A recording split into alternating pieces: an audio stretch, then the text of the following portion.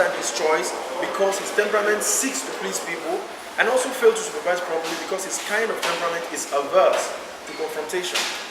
Permit me to inform you that I was inspired to write this book in the last week of January this year, shortly after Channels Television broadcast the rot in Police College Ikeja. As for those of you who follow the story, you know that the president visited Police College Ikeja after that broadcast. It was after the president's visit to Ikeja that I started thinking of the things that happened and decided to share my thoughts with fellow citizens. Through that Channels TV broadcast, I saw the good and the not so good aspects of the president's nature and chose to attribute this to his temperament. On the one hand, I was impressed that the president cared enough to visit the police college after seeing the sorry state of things as broadcast by channels. It takes a caring president to detour from an international trip and visit such a place at a moment's notice. But on the other hand, I must truthfully state that I was disappointed by the president's reaction when he actually got to Police College Ikeja. I didn't write this book to defend the president's action, but rather to give a broader theory of why the president acts the way he does, using the theory of temperaments as initially postulated by Hippocrates. Despite what I believe about the president's temperament and the logical conclusion that the natural weaknesses of such a temperament will hardly make good appointments and hardly supervise properly, which are stated as the basic constitutional function of a Nigerian president, I still passionately believe that the president, and I mean President Goodluck Ebele Jonathan, can go on to become one of the greatest leaders Nigeria has ever had. While this will not be easy, it is possible, but there is only one way for this to happen. My reason for such a strong belief is the story of Moses as recorded in the book of Exodus. In summary, God approached Moses and commanded him to go to Egypt and bring the Israelites out. Moses, however, had other ideas. As far as he was concerned, because of his speech problem, he was not the best person to go and talk to Pharaoh. Moses even advised God to look for someone else. After a heated argument, God finally agreed to send Aaron along with Moses in order for Moses to accomplish the mission. Please note that the only reason from our point of view that Aaron joined the mission was to be a spokesperson for Moses. Many people have chosen to see this account in a way that suggests that Moses was being stubborn. As for me, I do not see Moses as stubborn in this story. Rather, I see an honest man who knew himself well and knew his weaknesses. Moses had a problem with speech because he stammered when he tried to talk. In his humility, some would say lack of faith, Moses kept telling God that he was not qualified for the job. The fact that God gave him a man who could neutralize his weakness shows that God finally agreed with Moses. So, Aaron was appointed by God to speak on behalf of Moses, but God still chose to speak to Moses and not to Aaron, who was obviously eloquent. The question is this: why didn't God just bypass Moses and give his messages to Aaron to deliver to Pharaoh, since Aaron could speak properly? I will answer my own question by submitting that God had a reason for selecting Moses, even though Moses could not speak properly. I stand to be corrected, but I feel there is evidence that President Goodluck Ebele Jonathan had providential help in his meteoric rise in politics, which did not end until he found residency in the Aso Rock Villa. Everybody is entitled to their opinion, but I have chosen to believe that if not for the hand of Providence, President Jonathan will not be president of Nigeria today.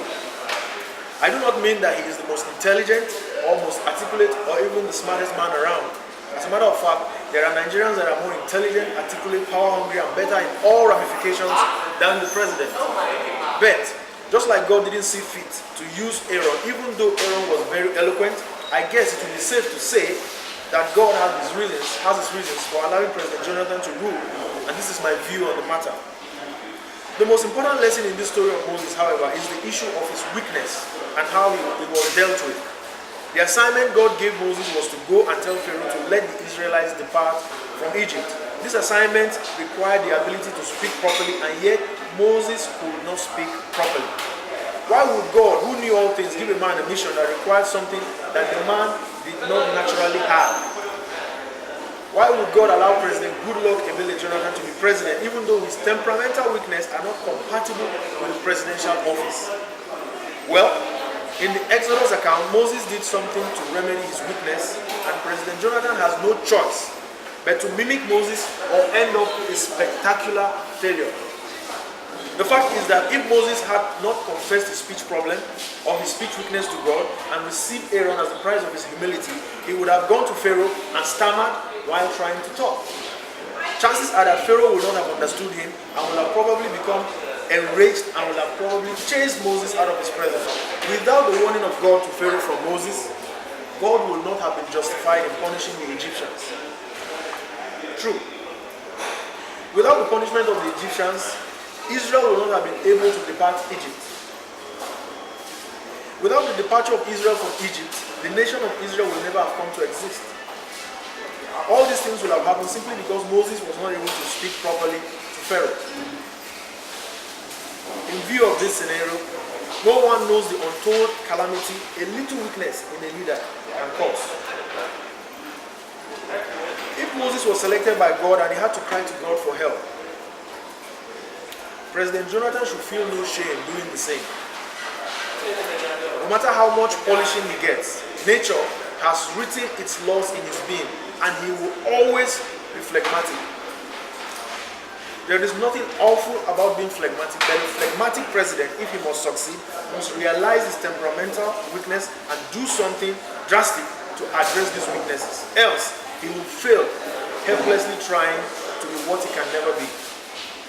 In this book, I offer two ideas to the president which I suppose may counter his phlegmatic disposition and prevent the discomfort of having to do things not compatible with his temperament.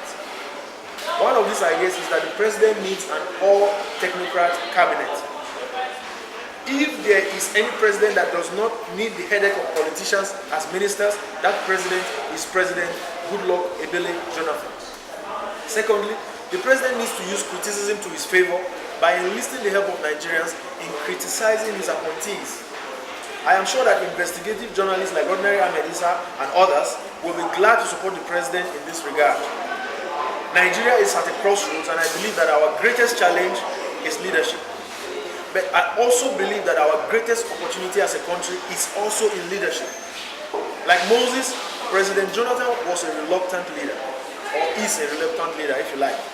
Like Moses, he can go on to become great, the greatest, or great. If, like Moses, he permits himself the self-realization that leads to the release of untapped potential. There's an open letter to the president in the book that challenges the president on other relevant issues, the most important of which remains the issue of realizing and then dealing with his weaknesses.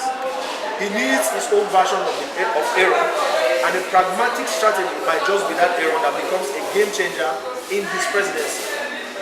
This is what Nigerians hope for, and this is the only way his prophecy about transmuting from the most criticized president to the most idolized president can ever come about. Thank you very much for listening. All it takes to high court. All of this nature. High court. Thank you very much. My first reaction to this synopsis we just read about is about this comparison of Moses and President Jonathan. Well, let me take you with your word. Moses had a problem, speech problem, as you noticed. But he had another problem he hid from God. And that problem has actually consumed him. And that was anger. As long as he kept wrestling with God, he never had God to address it. Do you see another warning he did by Mr. President and his own weakness? Have you noticed that? If he has to take a cue from Moses, still, you said, Mr. President, so to say, it was in order to get in that very leadership. I don't know the incident that actually points to that issue. I don't know.